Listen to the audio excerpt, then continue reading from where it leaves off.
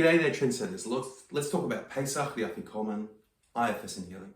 Pesach, it's a festival about children. It's a festival about asking questions. It's a festival about exploring and then leaving our limitations, our mitzrayim, our meitzarim, our narrowness, our choke points, our bottlenecks in our life. There are 4 children at the Seder, 4 sons who ask questions. But really there's a 5th.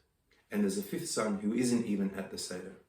That's the 5th part of us that perhaps we haven't even brought attention to. We haven't even been made conscious of this inner burden, this lost part of us, this part of us that isn't yet sitting at our table, integrated into our inner system.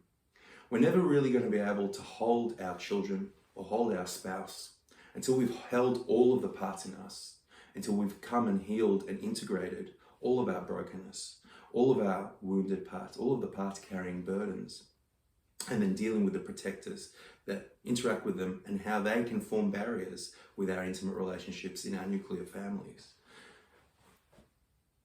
I think there's a beautiful, beautiful symbolic practice in the Haggadah and in the Seder night of the Afikoman, where we take a piece of matzah, we break it, it's already broken in half, and then we break it again into 5 pieces according to the Kabbalistic Chabad custom, which is linked to the Arizal. Break it into 5 pieces, and then we go and hide it. And the children, it's their task to find it. And when they bring it back to us, we give them a prize, we give them a reward. I think that's a beautiful mashal for when we come and seek out our inner brokenness, when we come and seek out those wounded parts of us, the burdens that we're carrying, and bring it back and integrate it, there's a great reward. I think there's a beautiful other mashal here of matzah. And how we deal with it. On the first night, matzah is the bread of faith. And on the second night, matzah is the bread of healing. In order to have healing, we need to have faith. We need to have trust. We need to have hope that when we do this healing, when we do this integration, when we do this looking for the Afikoman, looking for the brokenness inside of us, that when we bring it back, there will be a reward.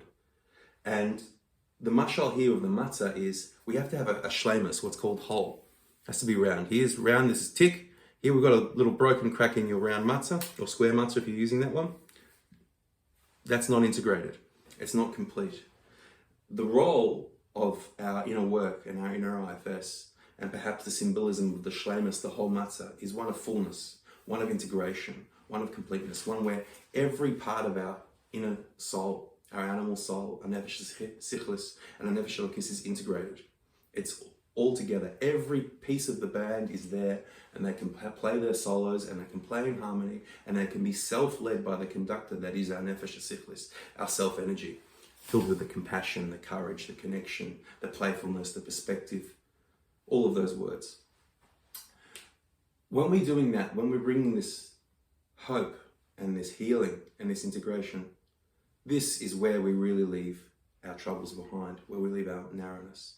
Now, Rav Shlomo Carlebach, I just learned something beautiful. He quotes the Baal Shem Tov, where he says, one of our greatest obstacles, one of our greatest mitzrayims, one of our greatest setbacks, our greatest burdens is what happened yesterday. It's the pain and it's the realization and perhaps the shame and the blame we might feel for what we did or did not do because of protectors, because of burdens, because of our troubles.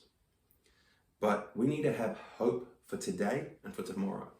And it is a terrible tragedy if we will forfeit thousands of tomorrows because of one yesterday. If we can have the hope and if we can have the healing, then we can truly leave our own inner Egypt behind.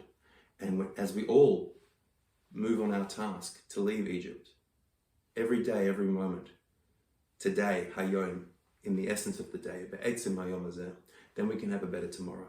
And we can forgive, and we can have perspective for the past. I think this perspective of IFS, this perspective of tshuva, coming back to our true selves, the selves of modeh ani lefanecha, the thankfulness that we have for ourselves, with the humility that we can't possibly be perfect. We'll never be perfect, but we can never give up the journey of self-betterment and essentially, freedom, the search for freedom.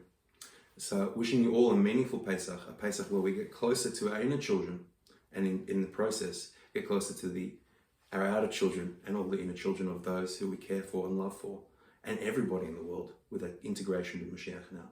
Yalla bye.